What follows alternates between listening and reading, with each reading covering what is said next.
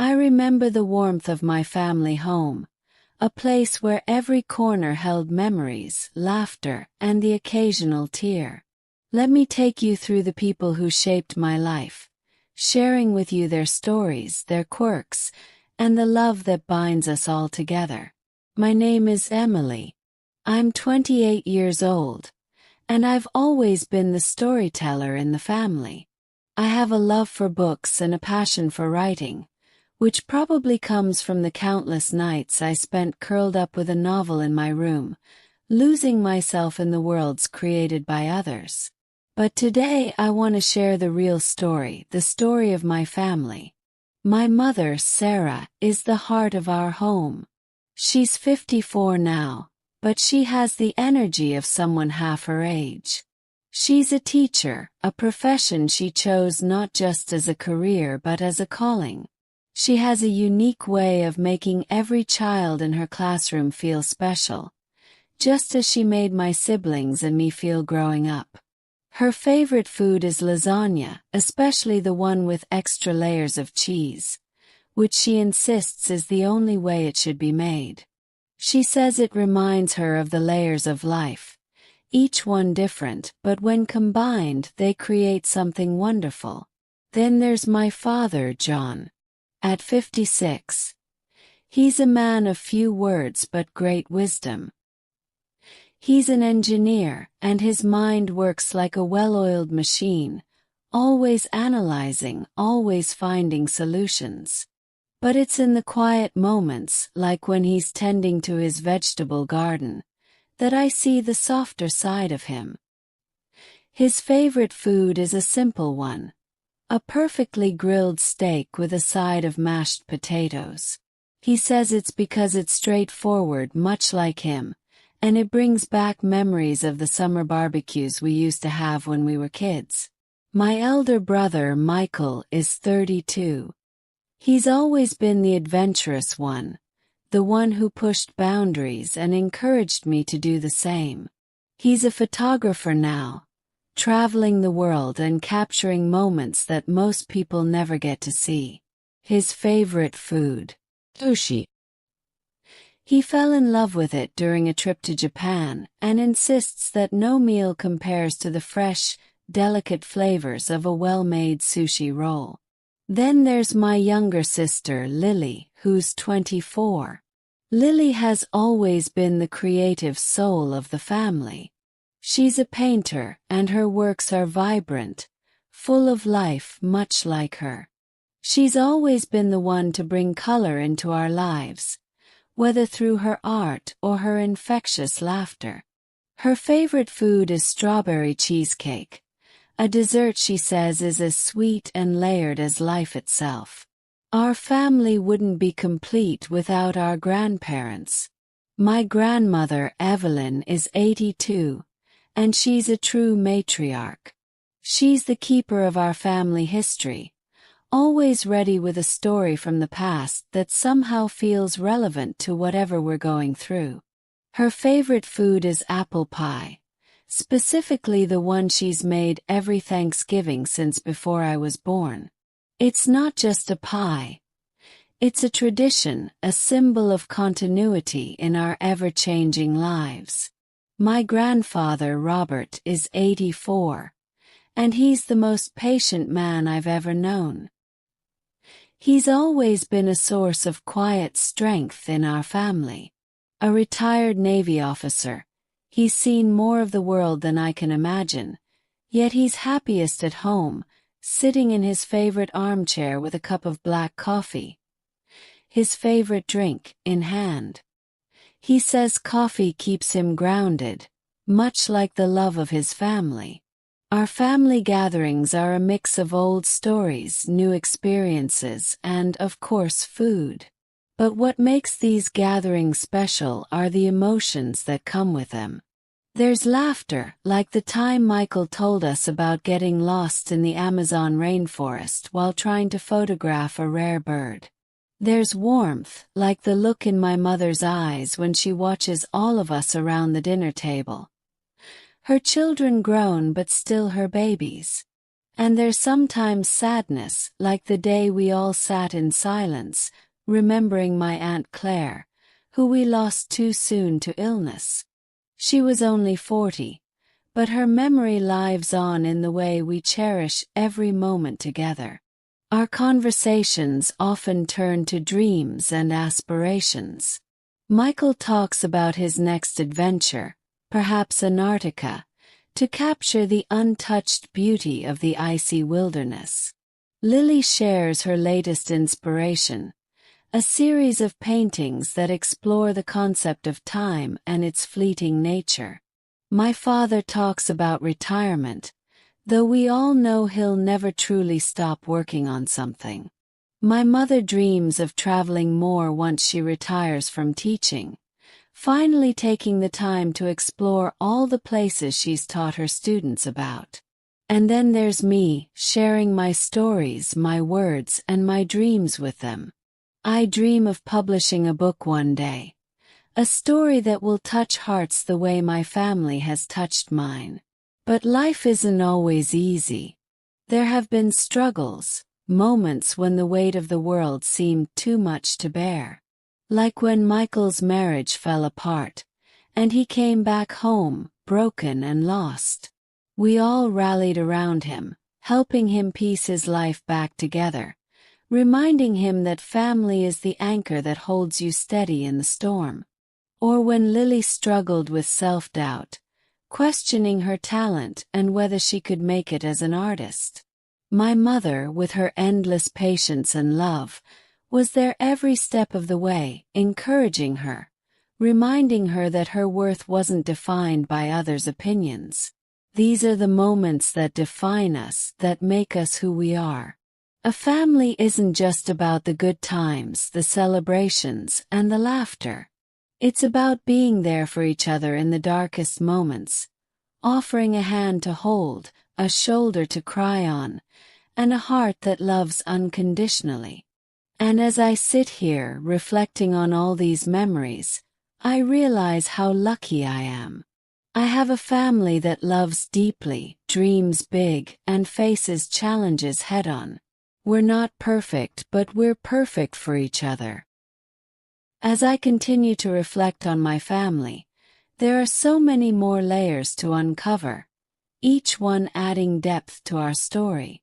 Love, in all its forms, is the thread that weaves us together, and it manifests in ways both big and small. Let's start with the love between my parents, Sarah and John. They've been married for over 30 years, and their relationship is a testament to the strength of true partnership. I remember one cold winter evening a few years ago, when my father surprised my mother with a trip to Paris for their anniversary. He had planned it for months, saving up and secretly learning a bit of French. My mother's eyes lit up when she saw the tickets. She had always dreamed of visiting the Eiffel Tower, and my father made that dream come true. The trip itself was a whirlwind of romance. They visited quaint cafes, walked along the Seine River, and even renewed their vows in a small chapel. When they returned, it was clear that their love had deepened, a reminder that even after decades, love can still grow and evolve.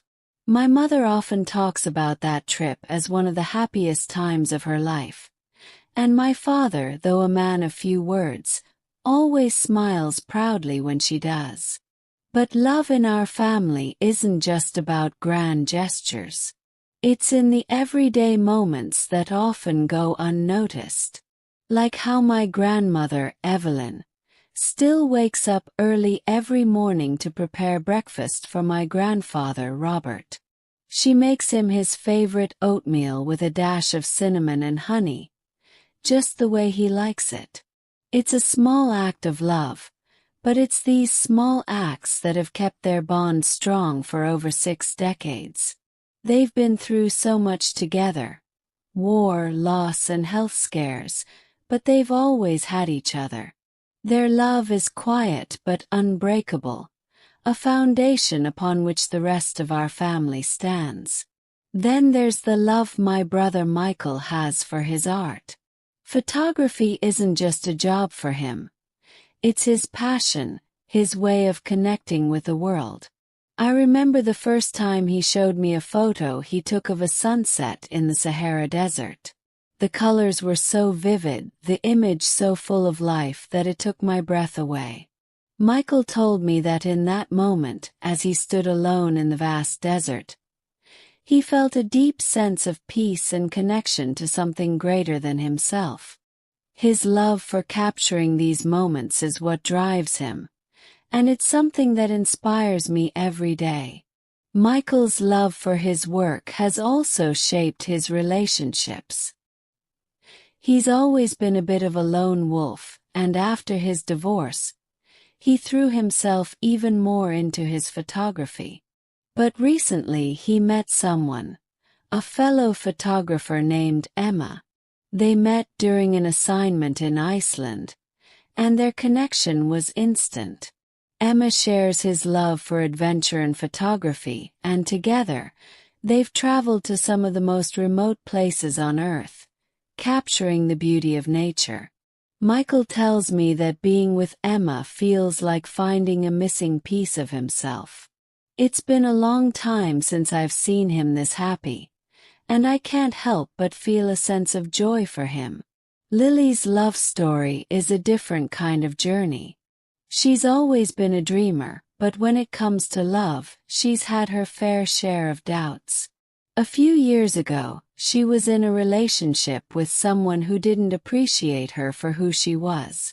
It was a toxic situation, and it took a toll on her self-esteem. But with the support of our family, she found the strength to leave that relationship and focus on herself. Since then, Lily has blossomed. She took a solo trip to Italy to immerse herself in art and culture, and it was there that she met Alessandro, a fellow artist. Their connection was immediate, not just because of their shared love for art, but because Alessandro saw Lily for who she truly was, a talented, passionate woman with so much to offer. Their relationship is one of mutual respect and admiration, and it's brought a new light to Lily's life. She's painting more than ever, and her work has taken on a new depth and emotion. Alessandro often tells her that her art is a reflection of her soul, and I think he's right. But love in our family isn't just about romance. It's also about the bonds we share with friends who have become like family. Take my best friend Rachel, for example. We've been friends since childhood, and she's practically a sister to me. Rachel has been there for every major moment in my life, the good, the bad, and everything in between. When I went through a particularly tough time after losing a job I loved, Rachel was the one who reminded me of my worth and encouraged me to pursue my passion for writing. Her unwavering support has been a constant source of strength for me, and I know I wouldn't be where I am today without her. Rachel is also incredibly close to my family. My mother treats her like another daughter, and my father is always ready with advice whenever she needs it. Even my grandparents adore her. I remember one Christmas when Rachel's family was out of town, and she spent the holiday with us. It was one of the best Christmases we've ever had, full of laughter, love, and the joy of being surrounded by those who truly care about you. There's also the love we have for our pets, who are very much a part of our family. Our dog Max is a golden retriever with the kindest eyes you've ever seen. He's been with us for 10 years now, and he's seen us through all of life's ups and downs. Max has a special bond with my father. They're inseparable. Every morning, my father takes Max on a long walk through the park, and it's their time to connect with each other and with nature. My father says those walks are therapeutic, a way to clear his mind and start the day on a positive note. Max's love for our family is unconditional, And it's something that brings us all closer together. Whether it's greeting us with enthusiasm when we come home, or simply lying by our feet as we watch TV, Max is always there, a silent but comforting presence. And then there are the new traditions we've started, each one bringing us closer. For example, every Sunday we have a family movie night. It started as a way to unwind after a busy week, but it's become something much more. We take turns choosing the movie, and it's always interesting to see what everyone picks. My father tends to choose old classics, while Lily loves animated films. My mother has a soft spot for romantic comedies, and Michael, of course, picks visually stunning documentaries. We all gather in the living room, snacks in hand, and for those few hours, nothing else matters. It's a time to relax, to laugh, and to enjoy each other's company. One of my favorite memories from these movie nights is when we watched The Princess Bride. It's one of those films that transcends generations, and as we watched I could see how it brought out different emotions in each of us. My father, who rarely shows his softer side, actually teared up at the end, something I'd never seen before. My mother squeezed his hand, and in that moment I could see the depth of their love, not just for each other but for all of us.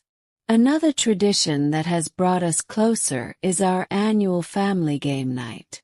It's a newer tradition, but it's quickly become one of our favorites. We play everything from board games to card games, and the competitive spirit comes out in full force. My grandmother, Evelyn, is surprisingly competitive, and she's got a sharp mind for strategy.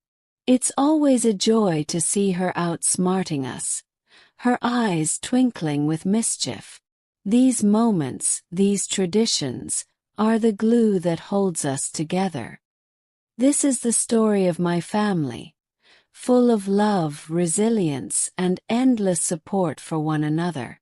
It's a story that continues to grow with each passing day, with each new experience, and with each new person who enters our lives. And it's a story that I'm incredibly proud to be a part of. Thank you for watching.